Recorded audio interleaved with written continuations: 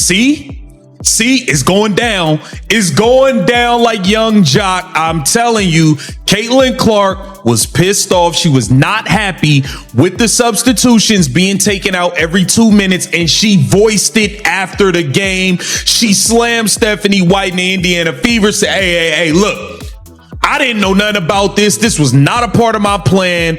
I don't know what the hell is going on. I know I'm on a minutes restriction, but I didn't know I was going to be coming out every 2.5 minutes. The single most explosive locker room war in the entire history of professional sports has officially detonated behind closed doors, and the Indiana Fever franchise is currently in a state of absolute administrative collapse. For months, millions of baffled fans worldwide have demanded answers as to why generational superstar Caitlin Clark is being systematically sabotaged, repeatedly pulled off the floor by head coach Stephanie White in a bizarre, calculated 3-minute benching rotation designed to destroy her momentum. But tonight, the toxic corporate conspiracy has completely backfired, triggering a ferocious high-stakes internal mutiny that the front office never saw coming. In a sequence of events that has left organizational officials completely paralyzed in horror, veteran force Sophie Cunningham completely lost her patience, stepping directly into the line of fire to launch a scorched-earth psychological assault against her own coaching staff. Locker room sources are confirming that the tension reached an absolute point of no return when the coaching regime openly claimed that Clark was the real problem with the roster.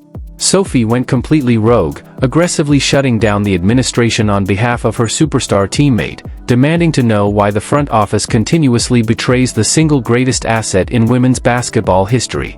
Tonight, we are exposing the exact second the locker room fractured, the terrifying words exchanged between Sophie Cunningham and a shocked Stephanie White, and how this brutal internal rebellion has officially changed the power dynamics of the league forever.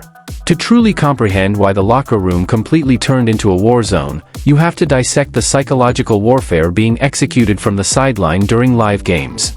In professional basketball, continuity and rhythmic pacing are the absolute lifeblood of an elite offensive weapon. Yet, game after game, Coach White has implemented a mechanical targeted rotation pattern explicitly engineered to break Clark's legendary scoring flow. The absolute second the superstar starts to find her range, the whistle blows and she is immediately ordered back to the bench. It was a systematic top-down tactical assassination of a player's physical conditioning and on-court confidence.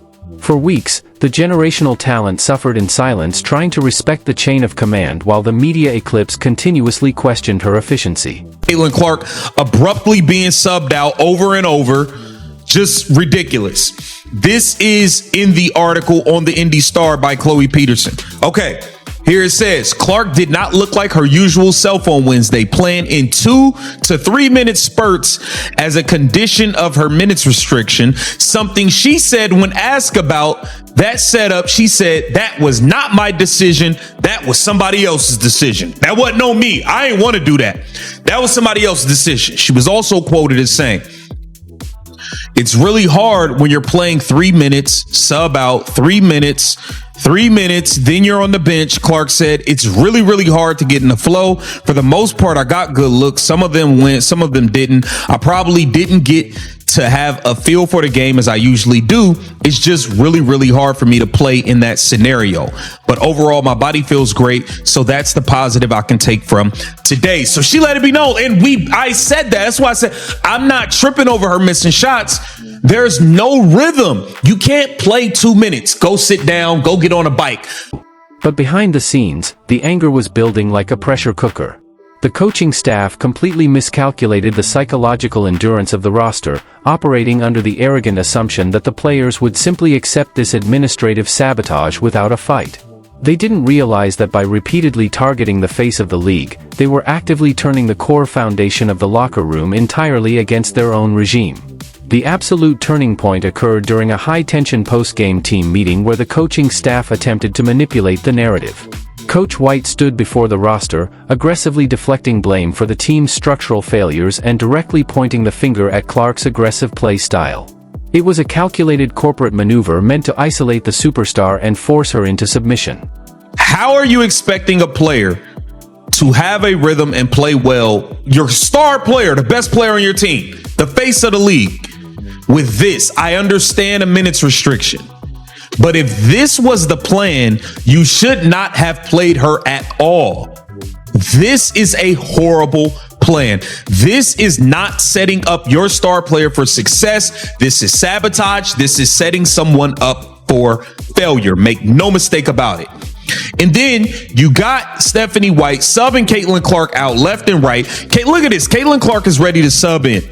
And Stephanie White's just going to pull her from the check-in table. Caitlin Clark's there to sub in. And now, boom, she's just go back to the bench. I mean, it's ridiculous. And then they brought in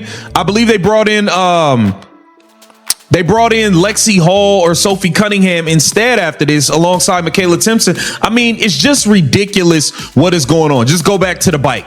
Like, how is she going to play well in this type of setup? It is ridiculous. Okay, this is the article courtesy of Chloe Peterson on the Indy Star. Why Caitlin Clark struggled in return from back injury suffered 2 weeks ago. Before the staff could finish their corporate script, Sophie Cunningham completely erupted in pure, unadulterated fury. Refusing to let the administration gaslight the team, Sophie stepped directly into the center of the room, completely shattering all professional protocols.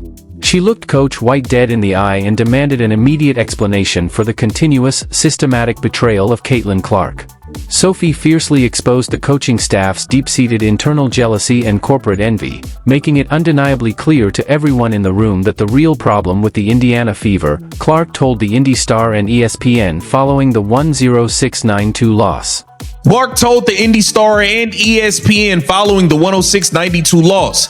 Even though my workouts have been hard and I've responded well to those, you just don't know when you get into a game environment. Obviously, I'm such a competitor. I think I can play more, but sometimes that can get you in trouble. It's a long season. It's a long year, and a couple of games like this isn't going to mess you up. Just get your feel back and it'll be okay overall. Stephanie White said anytime you've missed a couple of weeks, it's going to take time to get acclimated. It's going to take time to build endurance. Well, Stephanie White, you're talking about building endurance. Caitlin Clark said she wasn't even tired. So like, y'all not on the same page. Y'all are not on the same page at all. This is a debacle. This is a circus. Clark could never truly get into a rhythm because of those seemingly constant subs. She made sure her body stayed warm the entire time, using the exercise bike in periods off the court and wearing a heat therapy pad on her back. But with the amount of time she spent off the court, she couldn't ever get a true feel on how it was playing. She said it's just really hard when you're playing 3 minutes, sub out 3 minutes, then you're on a bench. It's really, really hard to get into a flow. For the most part, I got good looks, She said, I probably didn't have a feel for the game as I usually do. It's just really, really hard for me to play in that scenario. And it'd be hard for anybody to play in that scenario. It'd be hard for anybody. Okay. She said, I told our trainers after the game that it stinks we didn't win, but she's basically saying, she got out the game healthy, and I guess that's okay. Now this is courtesy of isn't the generation-defining talent on the hardwood. It is the bitter, small-minded politics of an insecure administration that cannot handle a young star owning the global spotlight. The entire coaching staff was left completely frozen and utterly speechless by the raw velocity of Sophie's intervention. Coach White, accustomed to absolute administrative control, looked visibly shaken as the veteran leadership of her team completely disintegrated right before her eyes. The locker room instantly divided into a battlefield of shouting matches, with multiple players refusing to back down from the staff's weak, fabricated excuses. This historic mutiny has officially broken the back of the Indiana corporate regime. Turnovers, but okay. I felt like some of our rotations weren't there. As good of activity level as we had a game ago, I don't think we had that here tonight. Again, it's big when you don't have an AB on the floor. Certainly, we didn't have Sophie early as she locked up early. Before even warm up, so we didn't have her early as well. So I think more than anything, collectively, just the team defensive effort, making sure we're in our rotations, having each other's back. It wasn't there consistently.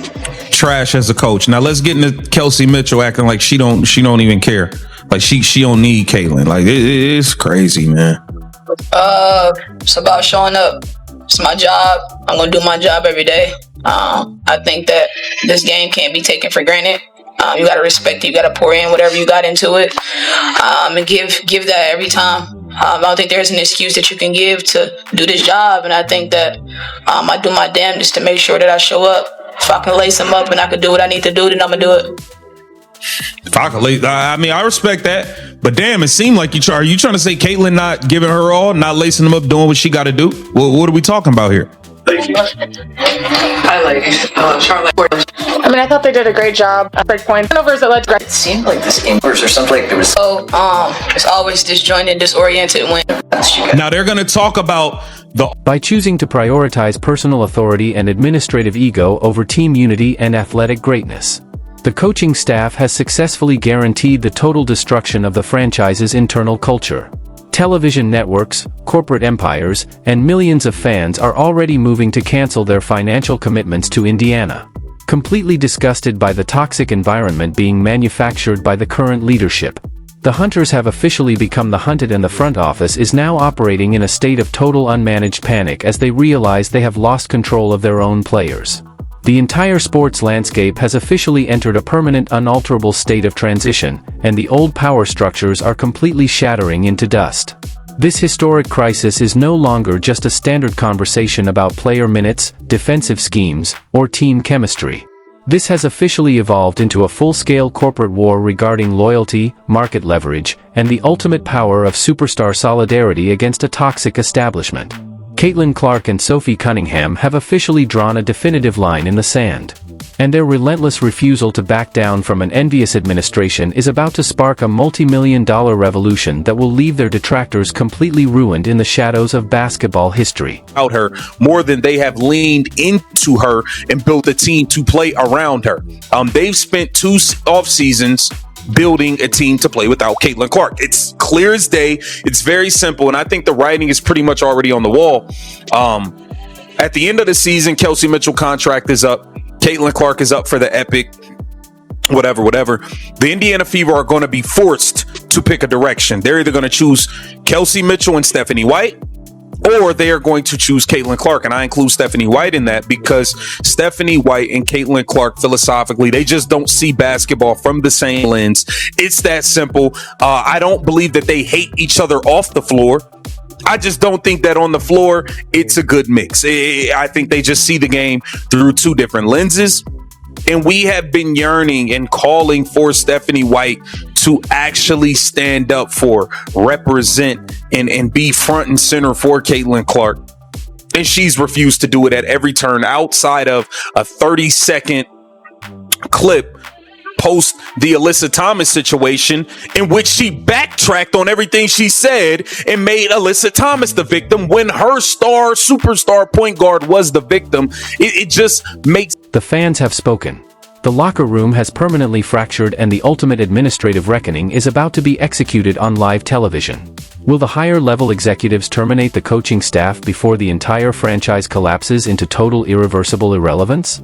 Or will the superstar duo force a historic tectonic shift that alters the destiny of the entire league? One thing is an absolute guarantee. The global sports community is watching every single corporate move from this second forward with a microscope. Make sure you smash that subscribe button and turn on your notifications right now, because this locker room war is hitting its absolute boiling point and the real explosion is about to change everything forever.